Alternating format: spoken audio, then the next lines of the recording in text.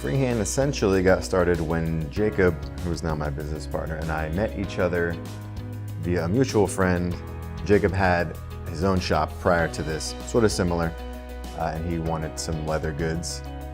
A mutual friend put us in contact and I made some stuff for his shop, and it did so well so quickly he suggested we attempt our own thing, and so we did, and it started off very, very small, and then in a very short amount of time we were offered the spot here in the East End market, and it's pretty much just been a snowball from there.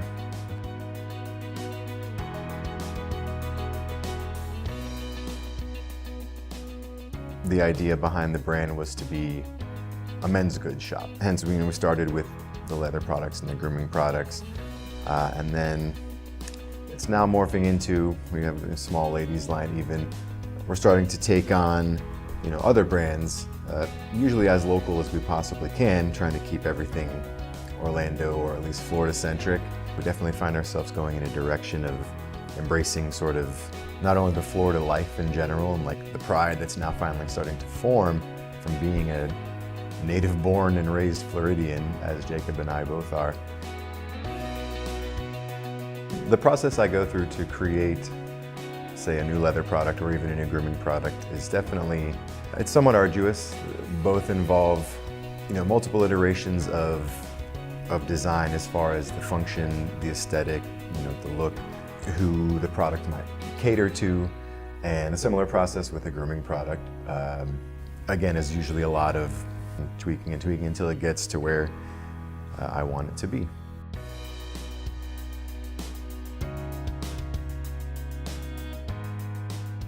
My products being handmade is definitely a point of pride for me. My thing that I try to run with is quality made. And the fact that I am making them with my own two hands, and it enables me to ensure that every single aspect of it is as flawless as it can be. And I've always prided myself on making handmade things that didn't necessarily look handmade. And honestly, what I enjoy, I think, most about doing it is the couple of seconds after that last stitch is singed and everything's done, all the edges are finished, all the parts are cut and dyed and pieced together perfectly, and I can look at it and know that I put in a good day's work.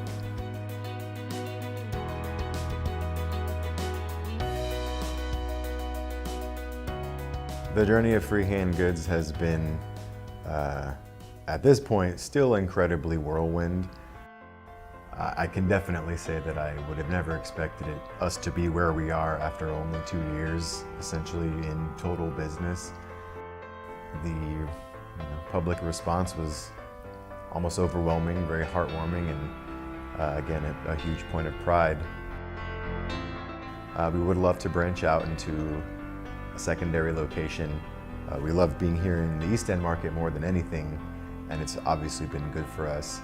So we'll always keep this as, again, sort of our flagship location, our home base. I'm essentially now living my dream. This is something I've been doing for so many years, and doing what I love is it's amazing, and overall it's definitely had a very positive effect on me. When people come into the shop and see that I am in fact the one that makes at least all the leather goods, my workbench is right there, my whole workshop is right there, and I'm working all day.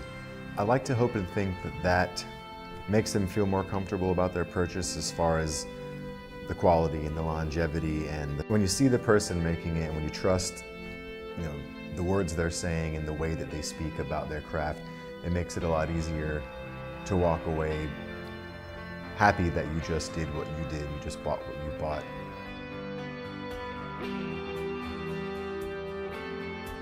If I would want anyone to think anything when they see or think of Freehand Goods, ultimately I would hope it would be quality. We stand behind our products 100%, and I feel like that's something you have to do when you're the one making them, not just outsourcing everything and banking on some cool packaging to sell it. You really have to believe in what you do and how you do it. And I would just really love to hope and think that that's something that in the future, just hearing the name Freehand Goods would immediately conjure in people's minds the idea of a quality product, one that you can have faith and confidence in.